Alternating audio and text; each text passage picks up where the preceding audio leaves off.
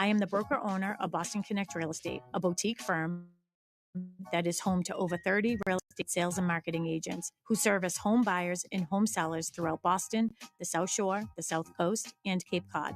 Our firm takes pride in assisting our clients in the next chapter of their lives by taking a holistic approach to their real estate endeavors. We believe that every move should be a moving experience. Every week, my co-host Melissa Wallace and I will provide you with my team's unique marketing approach to selling homes and share with you our expertise in navigating the home buying process. We value the experience of our agents at Boston Connect Real Estate so much that not only will you hear my perspective on real estate topics, occasionally you will hear the expert thoughts and opinions of our experienced agents at Boston Connect Real Estate. Be a part of our roundtable. If you have any questions during the show, please call 781-837-4900. We love to talk real estate. Follow us on Facebook, Instagram, and wherever you like to listen to podcasts at Talk Real Estate Roundtable. If you would like a one-on-one consultation with me and my team to discuss your real estate needs, you can connect with me at bostonconnect.com or 781-826-8000. Now, sit back, relax, take good notes, and let's talk real estate.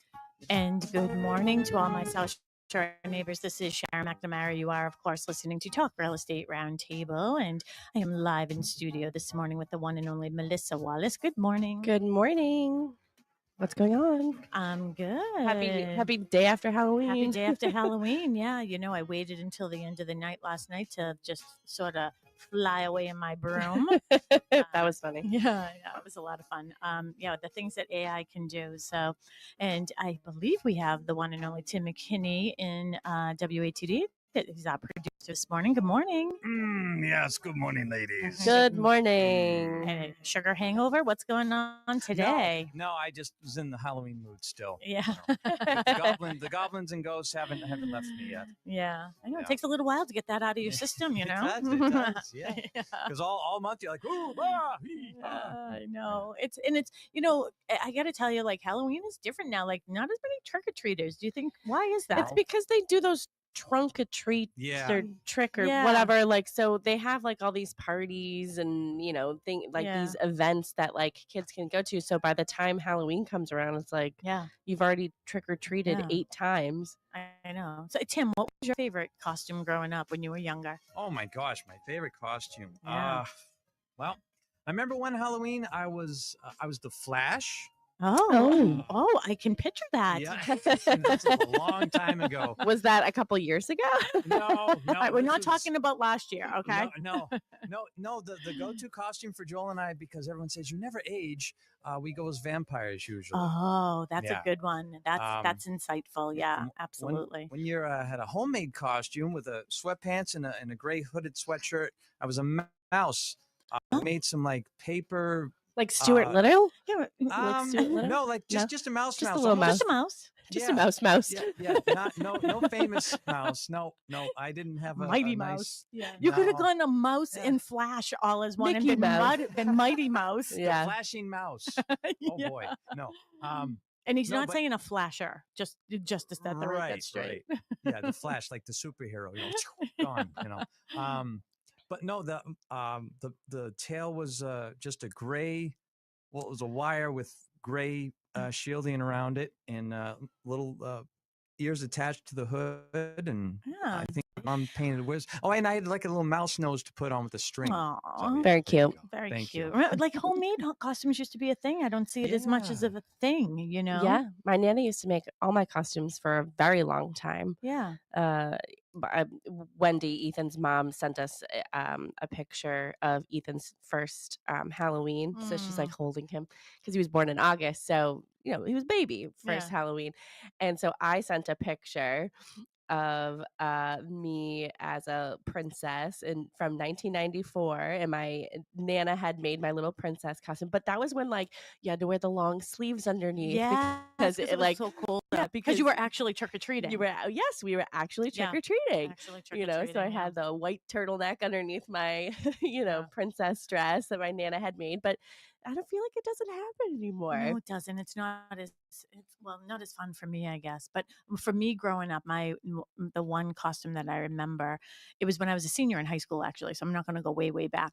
But I was a clown, and someone in our neighborhood was a professional clown. So I went over their house in the morning. So seniors, it was a big thing to like dress up and everything. So I was an actual professional clown. So the professional clown helped you get ready. Yeah. That's so cool. It was so awesome. How do you get into that profession? Yeah. And then I was giving out candy. And then in our psychology class, it was interesting.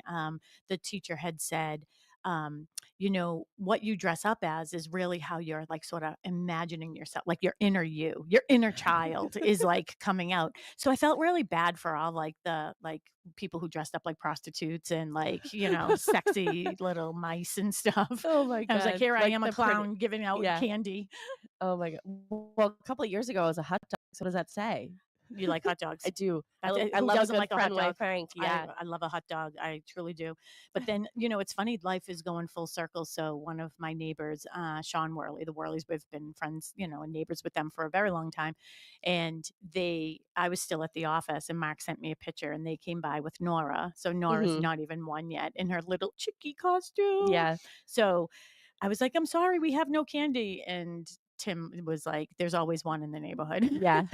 And that was us. So I stopped there on my way home, and it was better. I mean, it was reverse trick-or-treating. I took the candy from the office. I showed up. I got to see Nora in her costume, and I had a glass of wine. So there you go. Yeah, but you brought the candy back, which means we have to eat the rest. I have to stay away from that. Anyway, so that's our life in a nutshell. So glad we could get all of you caught up. Bring the candy to the open houses you're hosting. Oh, that's a good idea. But if no one comes, guess what happens? Wow. Yeah, while you're waiting for someone to show up, you're eating the entire bowl. Well, what you do is you also put under the open house sign and say, we have candy. Yeah, we can do that. Day after Halloween candy. Yeah, and everybody's it's still fresh, and they don't have to go to the store and pay for it. Yeah, I know. 50% off today, probably. Right? Oh, yeah. Too bad we couldn't buy it for next year. How we always buy like we can put it in the freezer. That's all right. Joel got a bag of candy to hand out last night. We didn't get any trick-or-treaters, but, we overlap our holidays now a little bit. We're seeing Christmas ads before we even finish Halloween. Yeah. Mm-hmm. The bag of the candy he picked up had a penguin on the front of it wearing a red scarf. Oh. So perfect. Yeah.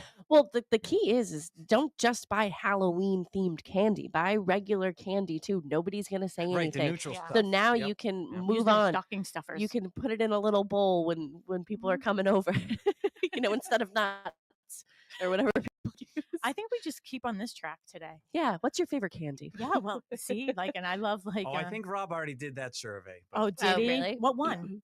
What's your favorite candy? Reese's. Yeah. Yeah, that's a sure winner. But you know what I love? I love Sour Patch Kids and all that. That's interesting because I saw you go for the Sour Patch Kids yesterday, and I was like, literally in my head, I was like, oh, I didn't know she liked Sour Patch Kids. Yeah, because we're supposed to know everything about each other. Yeah, I know. know. What about the trolley worms? Yeah. Oh, yeah. Yeah, I like any of that gummy, sugary type of stuff. So, yeah. Anyways, well, I'm glad that everybody had a nice Halloween. And here we are just getting settled in. And you and Tracy had a good show last week. So that was last week, right? Yeah. Yeah. Yeah. Thank you for filling in. It was haunting stories and stuff. I slept in. I slept until 8:45. Yeah. I had someplace to go. Mark and I had someplace to go. But it's sad time of season. We have to close up the boat. So, that's a good show. And I had I'll have to save it for next year because I did have a couple actual ghost stories that I could have shared. Yeah, you could have. Yeah, well, I'm a witch now, just flying away on my witch broom. Yeah, with my dog that I turned into a bat. We do have a co-host today. We do have a co-host. If you're watching us online, you can see my little Marley Bella. She's my little nugget, is what I called her. So I dressed her up like a chicken yesterday. So she was a chicken nugget. Yes. She just looked at me like, I know, Mama. She's like, I know what you're talking about, man. Yeah. All right, She's so sweet. Here it is, 8:15. People are like, Sharon, your show. Is this about real estate? Yeah, get on track. You know what? But here's the thing. It's our show. Yeah, we can do it. I can talk and you all have free will. So if you don't like it, come back at 9:00. Yeah. Do you have something online? I don't know. I think we might have somebody sort of trolling. Oh, that's something that comes up. I think it's from the internet people. Yeah, and I don't really like that saying on there. Yeah. So I just do feel the need, in case it is somebody real, that if you are feeling this way, then you should definitely call some type of a hotline, right? Yep. Because can you read what it's saying? Oh, I can read it. Yeah. So, anyways, um, okay. So what are we into today? I barely know. I looked down. I remember you told me what you were thinking, and I was like, good thought. But I was like, Yeah. Well, so like we say all the time, so we come up with our topics for by sort of real life. So what's going on in the office, what's going on in our business, things like that. So we're calling our show today From Offer to Closing, Navigating the Home Sale Timeline. So we've talked about the I almost said new construction, but that's not true. We do talk about new construction, home but the inspection. home inspection, new home inspection regulation, the law, and how that's going to possibly affect a timeline when it Mm-hmm. comes to getting an offer accepted, and how that looks now with, you have to have a reasonable amount of time to decide if you're going to do a home inspection and things like that. But there's so many other elements to an offer and from, you know, accepting the offer to the closing table of a timeline, and Mm-hmm. how that timeline can shift, how we can keep that on track.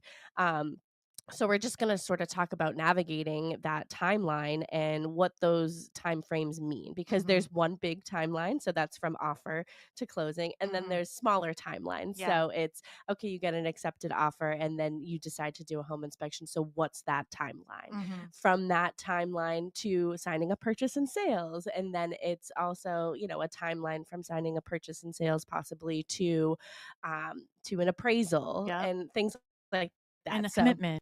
commitment, yes. Mm-hmm. So there are many timelines within a larger timeline. Yes. Mm-hmm. And it can get confusing for people too. And one of the other thing with timelines to consider is, as a listing agent, I'm always, we have to be really careful with our timelines as well, because if the person purchasing a house has a house to sell, Yeah. we can put a timeline on there. So they could put the offer in and it could be contingent upon them selling their house. Hmm. Well, we don't give that free ended. So Yeah. we put a timeline on that.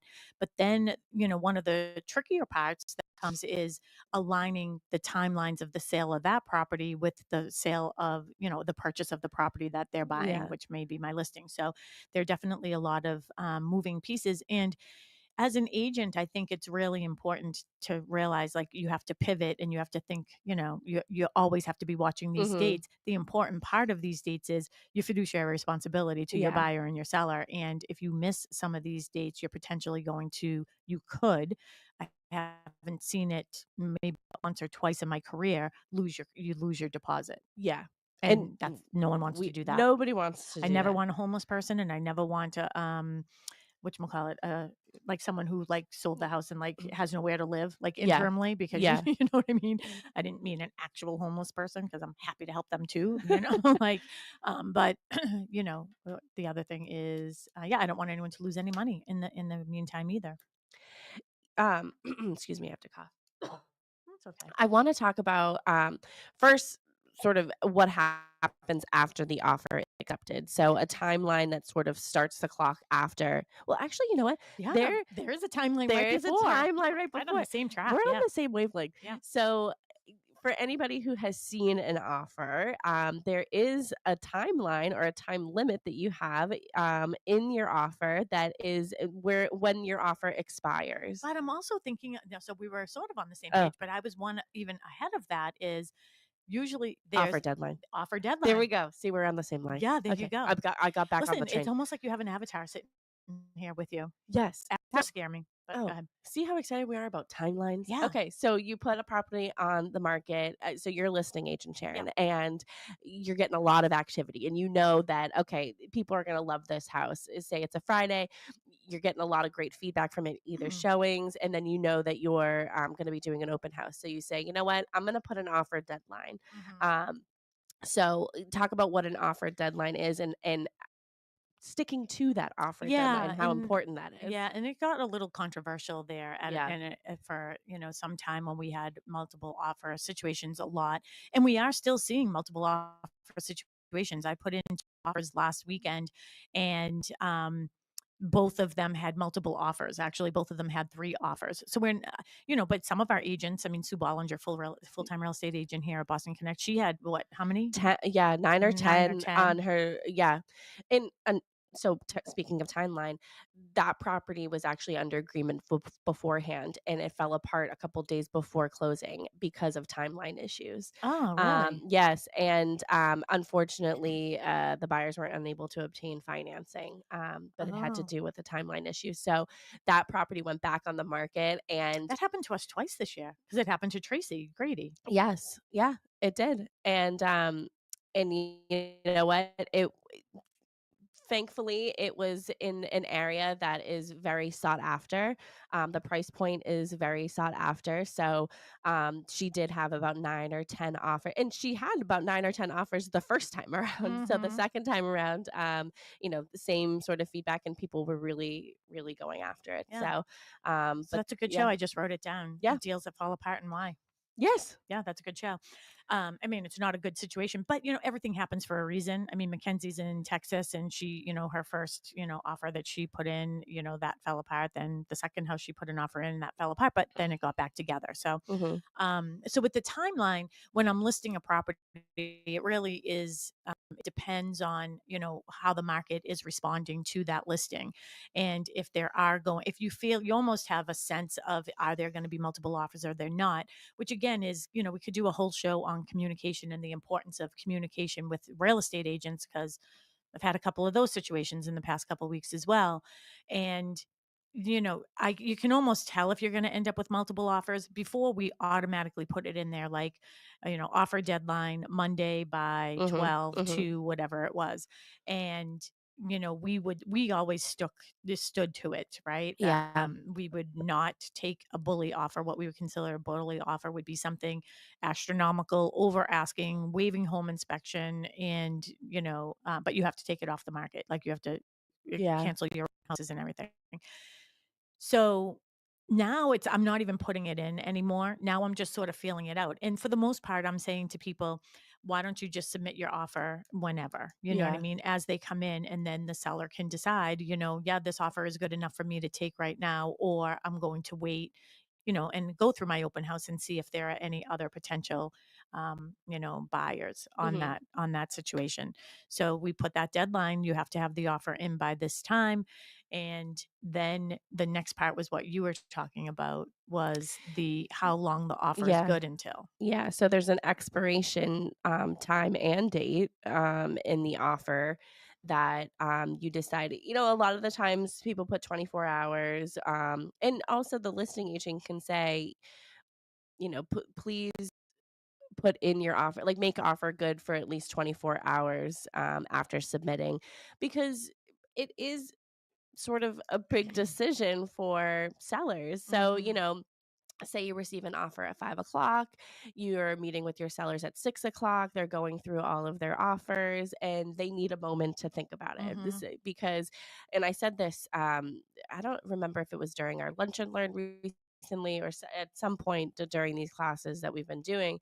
I said, once you get like multiple offers, they all start to kind of look the same, Mhm. because people are putting their best foot forward. Well, numbers are numbers. Let's Numbers are just numbers, yeah, the only thing I can't gauge is emotional value, right? right. So for the most part, if somebody is going to be basing their offer on market, what's going on in the market trends and all that, basically the offers are all going to be the same. Yeah. It's really the contingencies that are going to make it change and make it worth, you know what I mean? Like, make them look a little bit Yeah. different. And then there's going to be the one person that, like, this is the perfect house for me. I'm willing to go over asking. Yeah.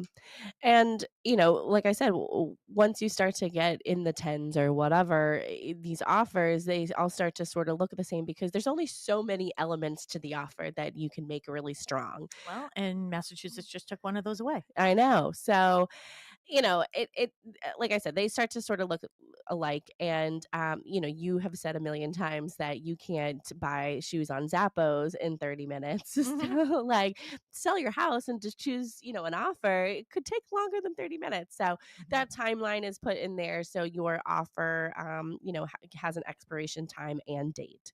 Mhm. So that's a timeline that you And have to be notified if your offer is getting accepted or not. And one of the other things too that's really important is, the importance of knowing your client, and, I may have an estate sale and then I may have somebody that, they're just going into a larger home, or I have somebody who's moving, right sizing into a smaller home, or like you have to sort of understand the emotions of each person, and then Right. dealing with new construction, forget it. I love the new construction because there are no emotions involved Yeah. in that. It's just the numbers. Do they work for the developer, or do they not? But you do have to think about the emotional aspect of things when you are putting in an offer as well. Well, That the homeowner might be thinking, the seller, that's what I mean, like they might need more time, yeah. they might want that. Well, I'm going to talk about the emotional shift with the buyer as well. Mm. So, this is we have a little agenda here, but my first segment here is, the emotional shift for buyers. So, once an offer is accepted, the excitement of we got the house quickly shifts to nerves about inspections, Mhm. financing, deadlines, because it becomes reality. Oh my gosh, I'm buying a house.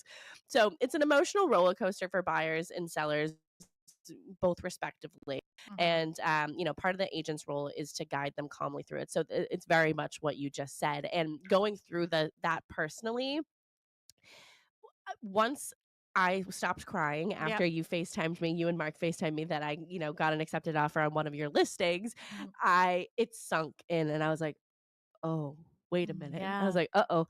Yeah. So, and then after I signed purchase and sales, I remember being like, oh my, uh-oh. I'm a Oh my homeowner. goodness, this is Getting close. becoming really close. And I just remember every day being like, okay, I was so nervous that I was making sure that I was doing the right thing. I wasn't, spending $1 million on a new car, like trying to Yeah. make sure that I was being responsible and getting exactly what I needed for documents and everything like that, that I was like, okay, this was the goal. This is how I'm gonna get there. But it is nerve-wracking. It's an emotional I was roller gonna ask you coaster. that. Like, did you feel at any point, because Mackenzie's going through this right now, especially Mhm. because it's a house that she had under contract, then it Yeah. fell apart because of some situations, but now it's back under contract.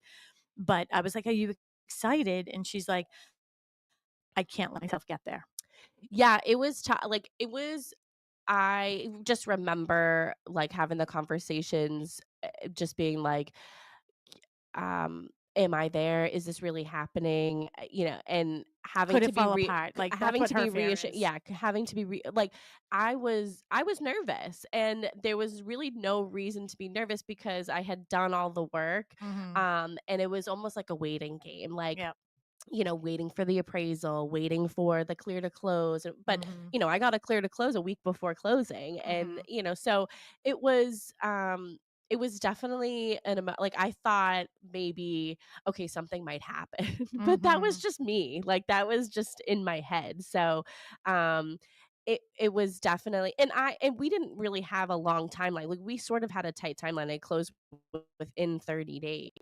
So I really wasn't waiting that long, but, I had to do the work. When you have, student loans and things like that, that you have Mhm. to get all these documents from, and, things like that. It's almost like I was waiting on other people. Mhm. And then once I got those things, I was like, okay, I'm ready. And then I was like, okay, one more step. I'm like, oh, okay. So I just wanted to make sure that I did everything that And that's I what's needed to important, do. and that's a good reminder for people when we are working with them. There's two different timelines, and if anybody is interested in getting a timeline, we can obviously email you a full timeline of this process. Yeah. So you can get in touch with us at Hmm. which email should we just say? Real estate. Real estate at Yeah. bostonconnect.com. If you are interested in getting this full timeline, we have one for buyers Hmm. and one for sellers that we can send out to you and email you.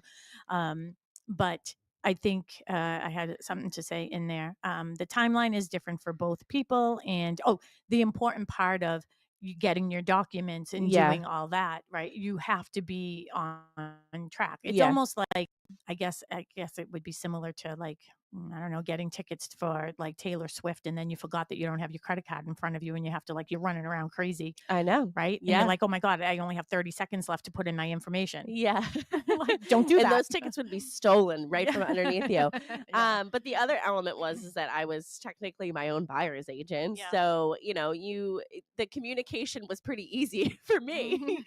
But for anybody else who's working with a buyer's agent, that communication is key. And we say this all the time, that it really comes down to communication and, how things are expressed and the importance of how things are expressed, because this is a very important purchase and a very important sale. So everybody at the end of the day, wants to see this succeed. And I've talked about this recently on one of our shows, that like, it's not one against the other. We both have a common goal. And if we get there, let's stay within our timeline. So other things that happen after the offer is accepted is, what does under contract really mean? And excuse me, in Massachusetts, an accepted offer is just the first step. The sale isn't binding until both parties sign a purchase and sales agreement, typically about a week or two later. And this is again where you can put in timelines. And this is, as myself, I put in 2 offers this week for clients, just so you know, neither one of them got accepted. And the reasons make sense to me. I understand exactly why. You have to respect the seller's decision. It just wasn't the one for my buyer, apparently. But with those offers, these new timelines of, okay, I'm going to have my home inspection within this time period. I'm going to have I'll do the purchase and sales agreement within a week. So staying on top of those things. In our MLS, we actually have 2 different, and you may see this when you're on, different platforms out there looking at homes like Zillow or Realtor.com or BostonConnect.com or whatever, that we have the first one is an accepted offer. That's when we mark it contingent. And that's contingent upon, the home inspection, contingent upon the signing of the purchase and sales agreement. Then under agreement is after that purchase and sales agreement is signed. But I stated in the beginning was in Massachusetts, we are like sort of a 2-step process when it comes to contract. So it's an offer to purchase, the contract to offer to purchase, which is a binding contract, by the way. Anything and everything that's in there will then be put into the purchase and sales agreement, and that goes between the attorneys. So we are what we call an attorney state here in Massachusetts. Other states are not. Maine, I just found out because one of our clients and friends has a property in Maine and had some questions. I contacted one of my friends up in Maine that's an agent, and they are a title state. Texas is also a title state. It's like speaking 2 different languages to me. It's I don't, but they go like I'm like, why is it taking so long for them to just agree to like the offer part? And they're like, well, because it's really a purchase and sales agreement. Yeah. Florida? Yes. So I remember when my friends, Stephanie and Scott, were purchasing their second home, and they live in Florida. And she, had sent what an offer, I'm using air quotes because it was 18 pages long. Yeah. Because there's so many other elements to living in Title. Florida that we don't really think about. So we don't really necessarily, have a heavy emphasis on the outside of a home. But these homes, if they're made with stucco or like, things like that, like they have to be inspected. It's required. You have to have certain things inspected. So, I was going through it and I was like, oh wow, this is interesting. This is interesting. Cause she's like, I don't know what this means. And I'm like, well, you should Neither ask do your I. agent, but let me go through this. And so, it was definitely interesting. So every state is sort of different, and which is why if you sell real estate in a certain state or any state, you have to, do a class and, take a test and everything like that. So we sell real estate in Massachusetts, but we have plenty of agents around the country that we can refer business to. And that's one of the things I'm loving. And there were times when I would hook up my phone to this app that it's called Clubhouse, and I go on that every morning, and I'm talking to agents from 7 in the morning. It's on from 7 to 9, but I'm usually doing it as I'm having my coffee, getting dressed, or doing whatever. And on my way into my first appointment, I'll listen in, and you can talk back and forth in this app. And I have to tell you, for the last 3 years, and it was big during COVID too, but for me, it's been the past few years. I actually call them my clubhouse friends, and I have literally friends in every single Mhm. state now, which is so nice because even like Maine is a big place, right? So I reached out to one of my friends up there and just said, "Hey, I have a client who, has inherited a piece of property. Is that your area, or do you know somebody in that area? Because I honestly want to refer the people that love and care about us, right, Yeah. to people that I know are going to do a good job on the other end." So that is something to think about, to our WATD listeners. If you are thinking about moving out of state and you don't know where to begin, it's always with a buyer's agent. So if you need help finding a buyer's agent, I'm more than happy to introduce you to somebody who works with the same level of professionalism that I think that we all do here. Yeah. Something else about timelines, with the purchase and sales, it sort of popped in my head when you said that is the attorneys can Hmm. extend on their own as well. A lot of the times we're sort of waiting on the attorneys, just saying. Hmm. We give them all the information that they need, whether it's the accepted offer, all the documents from us, condo docs if you're, buying or selling a condo. And we're sort of waiting on them to go back and forth and negotiate, talk with the clients and things like that. But it's also on their schedule as well. So Hmm. sometimes, well, not sometimes we'll send an email to an attorney and say, hey, attorney, here is Hmm. all the information about this accepted offer. Purchase and sales is due to sign, on Monday, and say it's Wednesday. They have to be able to get all Hmm. that information. So they might be like, yeah, this isn't going to get done by Monday. Yeah. So they can extend it Mhm. too. And that's one of the things too, is I like to put tight timelines with the two offers I just put in last weekend. I made them very tight timelines to make it appealing to the sellers. Like, hey, we're ready to go, and we'll make this as easy as possible for you. But it's as soon as their offer is accepted, I am reaching out to the attorneys and Hmm. saying, "Hey, just want to let you know we have an accepted offer." We still have steps in this Yeah. process, but so at least it's in front of you at that time. It's actually something for us to consider. And if we reach out to our attorneys and say, "Hey, do you want us to actually wait until it's a little more solid, or like Yeah. how do you want us to do this?" Because I also don't want to throw something at them and say, "Okay, we had the home inspection and we've already negotiated that, and now we need this, we need the purchase and sales agreement by tomorrow." Right. So Also, it's important to communicate with the lender. yes. So if you want to do a tight turnaround, tight timeline, you also have to get an okay from the lender to make sure that it's possible for this loan to close in Mhm. 3 weeks or anything like that. That is So really an important piece, and I'm glad that you brought it up because it happens in new construction all the time. And as everybody knows, I do a lot of new construction, and I work for Stonebridge Homes. They hire me as their marketing and sales people for me and Mary, that we do that. And we have 2 developments with them, but we meet with our developer every Wednesday. mhm. We have like this, right? Because you've Yep. heard it, like it's once a month in person, and then every Wednesday 9 to about 11 o'clock, we talk about both of the developments. But we know every stage that each one of the units is in. And with new construction, by the way, you have to be really ready to pivot Right. because things can change. So aligning your lease or aligning the sale of your home, and maybe know let's plumbers, because I'm married to one and he would never do this. If they don't show up or something, or if they show up and the floor is in tiles, they Yeah. can't set the toilet. Like, it's such a snowball effect. But we talk about that every Wednesday. Where are we in the process? Sometimes we're way ahead, sometimes we're behind. But it seems interesting that every time we're ahead of schedule with something, that the ball is dropped with the loan officers Yeah, not because they think being that they have all the they time. think, yeah, they're like sort of, just like, all right, well, I have another month before this one's going to close. It's like, well, we're a month ahead of schedule right now. Yeah. So it's really important to have that communication. And I did notice that on your list here on your agenda. And I love that you called it team communication, because it is about being a team and having your team working for you all the time Right. and being able to, you know, I think we've talked about this at nauseum, actually, like what is the value of us as a buyer's agent or a seller's agent? It isn't just putting a sign out there, but it is making sure that all the other pieces are put together to make sure that the process goes on seamlessly. I think it's also important to set expectations too. So, especially when you're talking about new construction of, here's the thing, this is our timeline, but setting the expectation that it could Mhm. change. It could change for the better. It Mhm. could change for the worse. But what's something that you guys sort of put in? Don't you put in Yeah. a timeline like, We have 30 days. yes. Yeah. So talk about that for a Yeah. second.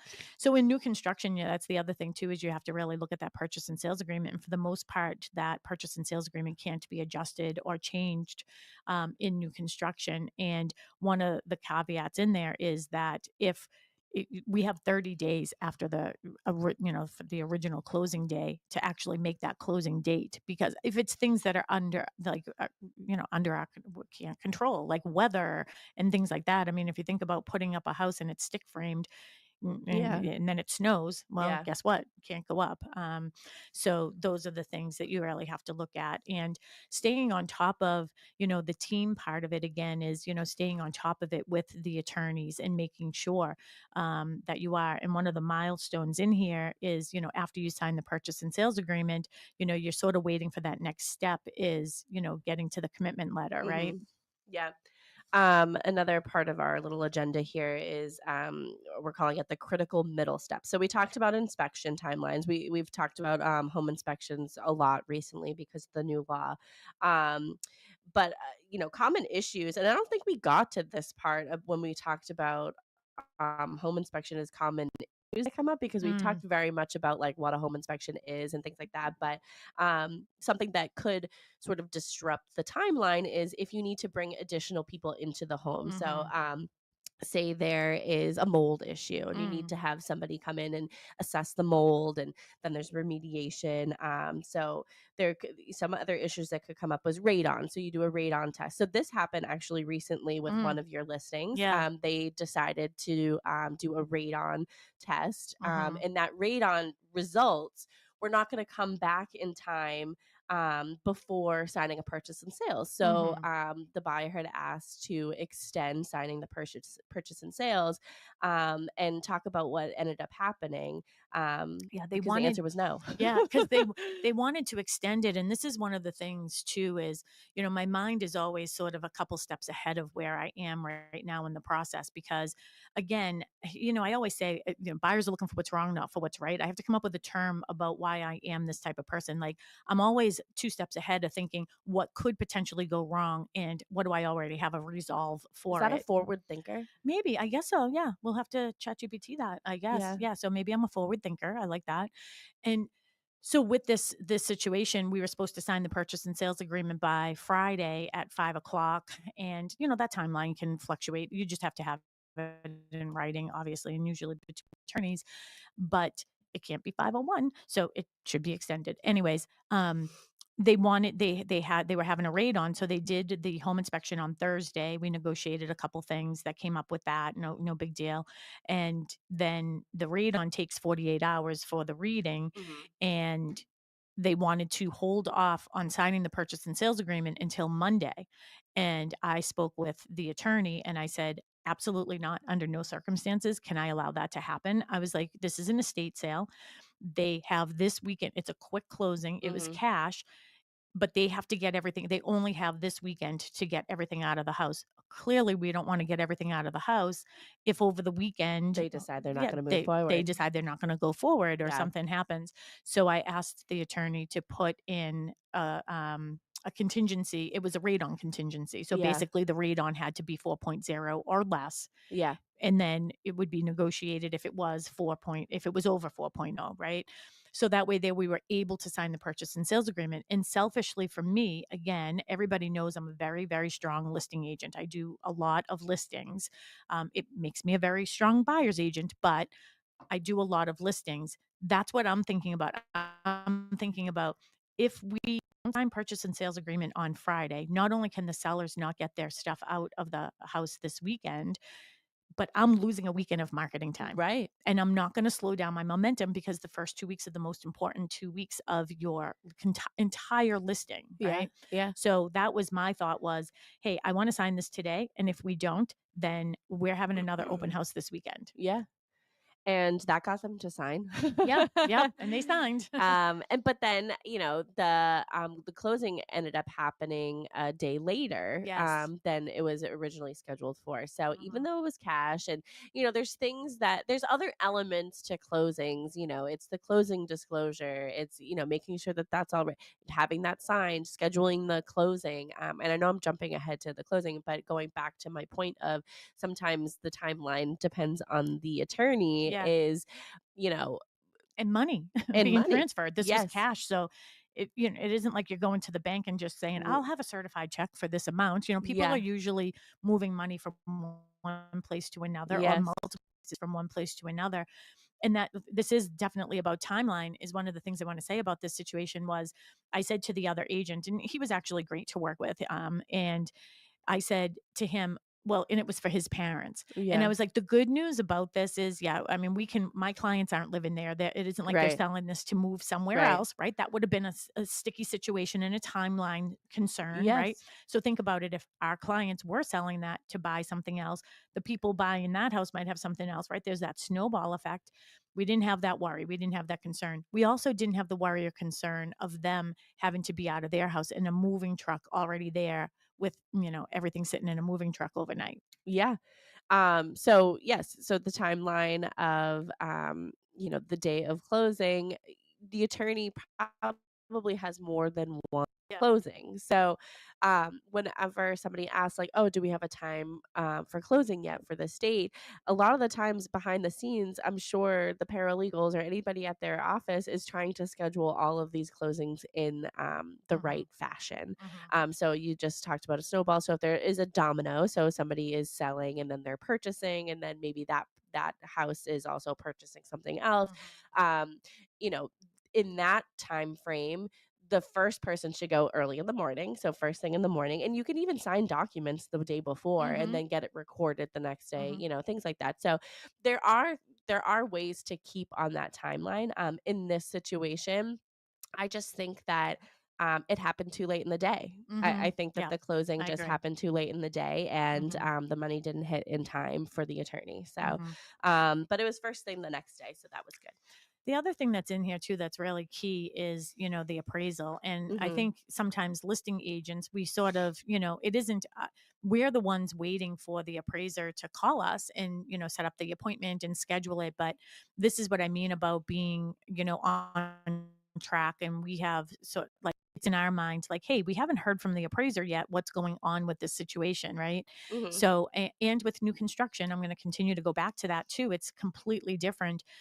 With the new construction, there are a couple of different appraisals Well, that are I done. was gonna say, don't they go to the property a couple times Yeah, or a during the few. process? Yeah, Sometimes they'll go when it's just land, and then they want to see it. I had one the other day. She Mataported every single room. I never had that happen before. It was an hour and a half for an appraisal. that's silly. Yeah, and I go to every appraisal as a listing agent. I think that that's important. I mean, and for this situation here, she was coming from Providence, Rhode Island, Yeah, right? So she isn't familiar with the area for sure. So it's important to be there, but waiting for that appraisal. But we also, what happens if the appraisal doesn't come in? This is what I mean. Being a forward thinker, you have to be ready to pivot. This happened to one of our agents recently in the office where something didn't appraise. right. Right. Yeah. So actually it happened. Yeah. So it happened because actually Kristen Howlett, full-time agent here, she does the show with you all the time. She helps us over at Cochesset Estates in West Bridgewater. She actually had a buyer for one of our units over there where Mary and I are the listing agent. And it was that property that, Oh, really? I didn't know that. oh, you didn't know that No, I one? didn't know that one. Yeah. Yeah. So that's what So did happened. it not appraise at the end of the day, or did it? No, it didn't. Interesting. Yeah. But again, a appraiser that wasn't familiar with the area. And one Did was they fight it? Sort of. The problem is we had the same model was selling the next day, but the appraiser wouldn't use it because it wasn't sold at the time that he walked in the door. It's a day. I guess it matters to them. Huh. Well, you weren't around for the downfall of the mortgage industry, Well, so yeah. there you go. Yeah. So now they really pay attention.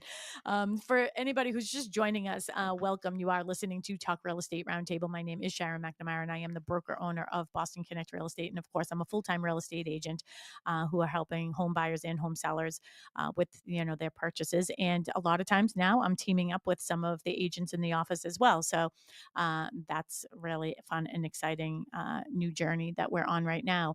But if you have any questions for us, you can call Tim. He's in studio still, 781-837-4900, 781-837-4900. We'd love to hear from you. I know a couple weeks ago we heard from our pal Jay over in Marshfield. Yes. So if you have any questions, feel free to give us a call. It doesn't have to be about this topic. It can be really about anything. And if you're watching us on Instagram, YouTube, Facebook, hello to all of our friends, but you can also send us messages via the websites. I mean, during the social media The pages. websites in the interwebs. In the interwebs. Yeah. So you can do that as well. And we'd love to hear from you. Can you talk about financing contingency timeline and how to keep on track with that? Yeah. So, I mean, we talked a little bit about it in between all of our topics today. So it's really up to the buyer to make sure that they're getting all of their bank statements, final paychecks, all that type of stuff in to, to their loan officer. So the underwriter can do their thing, the appraisal and all of that. We need what is called a commitment letter. So it's a commitment from the bank to give you the money. And it's basically saying, we have reviewed everything. It's gone through underwriting. We have a commitment letter. As we get a little bit closer, we have something that said, okay, we are clear to close. You can close today if you need to. So there's a couple little financing contingencies that are in there with dates, but might be a good idea. We haven't had a loan officer on in a long time, and maybe we can bring one on to talk to us a little bit more about that type of stuff too. Yeah. And rates dropped. Yeah. Yeah. Great for Mackenzie. Yeah, absolutely. I think it was like 595. Yeah. Which is awesome. really good. To be in the fives is good, people. So this is don't say, oh, I'm going to wait until they drop even lower. That people made that mistake before, right? Yes. Okay, so we're getting to the part where this is the real reason why I wanted to talk about this, because we're getting into our colder months here now that we're in November. Happy November.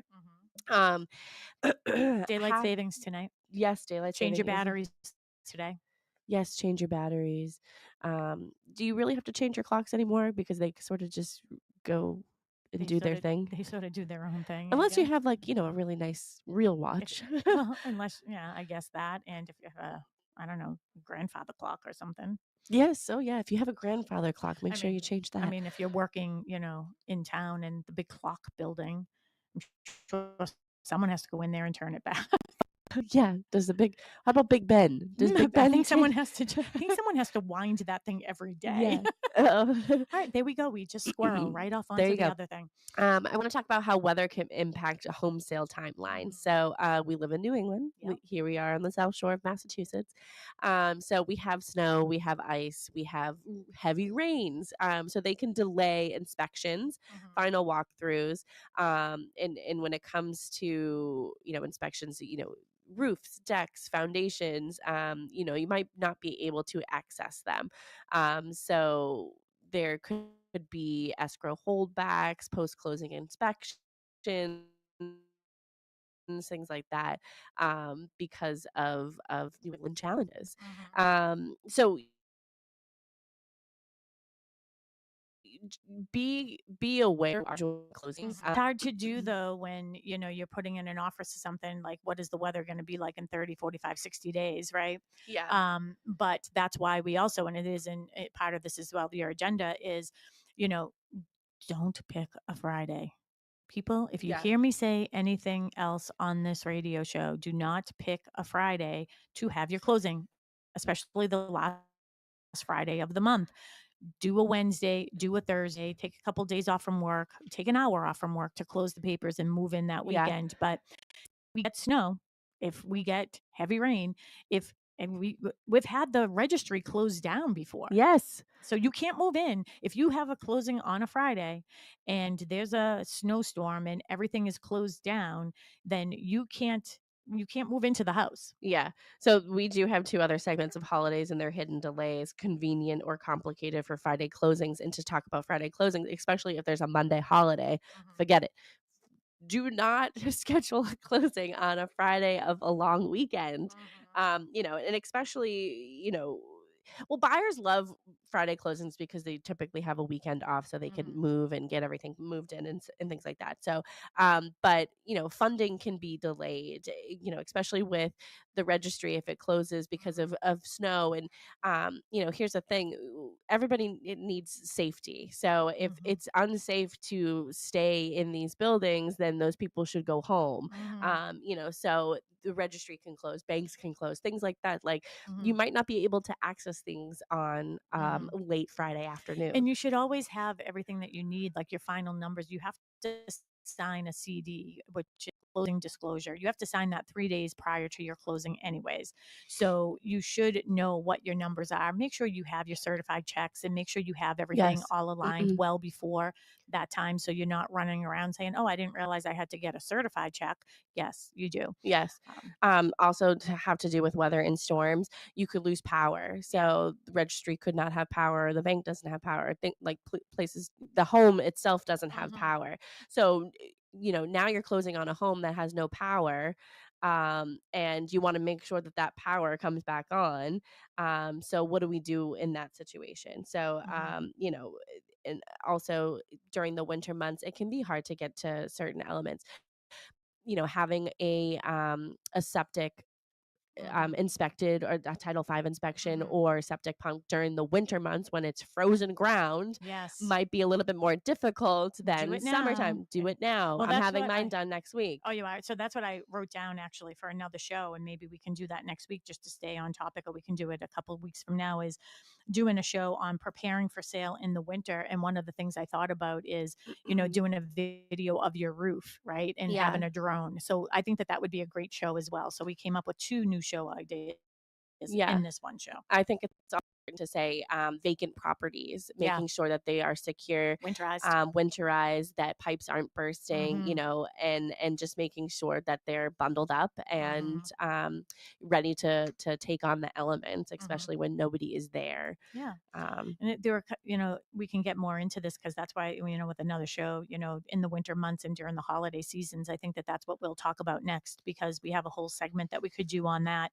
And then back to the Friday closings, which we were just saying, it's never really, never really suggested that you do a Friday closing. So one of the things I do want to talk about too, we have a few minutes here, is was there anything else on here? There's 8 sections, and I think we got to 2, so we're good. For the rest and then of the like show. walkthroughs, we can talk a little bit about that. So you want to have a final walkthrough, right? So I always say to people that is a timeline thing too, but you want to have that walkthrough at the beginning, at the day of closing. Yeah, you never know. You do it the night before. Maybe there's stuff that's still left in the house. What do you do in that situation? We can do holdbacks. We can do all that type of stuff, but we can also.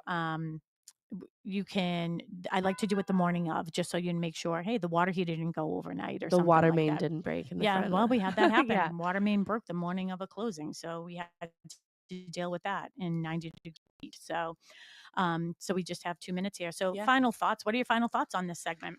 I think that we could do a million shows on this. Like I said, we have 8 segments to this, and I think we got through 2. But there's just, you said it perfectly yesterday, I think, during your class with our agents, is we do so much now. You have to think of so much now. Not that real estate was easy, 20 plus years ago when you first started, but there's so much more to it now, and there's so many more elements to it now that you're constantly having to think and sort of be on your game, and you should, rightfully so. You should, because this is somebody's most important decision and purchase. Yeah, absolutely. So open houses again every Saturday and Sunday. We have Cushing Trails. I'll be there Saturday and Sunday this week, 10 to 12. So that's off of Spring Street in Hanson, and those are new construction condos. I only have 3 left in a 40 development unit development. And then, of course, over at Cochesset Estates in West Bridgewater, we have new models in phase 3 Perfect. And we have a lot of fall incentives that equal about, I don't know, $18,000 worth of incentives there that are going on from the builder. So go over there and see Mary today and Kristen tomorrow, and they're there 10 to 2 over at Cochesset Estates. So have a great weekend, everybody. And if you want this roadmap and timeline of home buying and home selling, just send us an email at realestate@bostonconnect.com and we can get that out to you. Any other questions, of course, you can always call me directly at 781-294-4848 or at the office, 781-826-8000. Find us on bostonconnect.com. Bye, everybody. Bye, everybody. Bye, Tim. T-Mobile Business Advantage. I'm Michael Wallace. On this 32nd day of the government shutdown, FlightAware is already reporting more than 700 flight delays as more air traffic controllers opt to stay home rather than work without pay. Pilot Laura Einzettler says controllers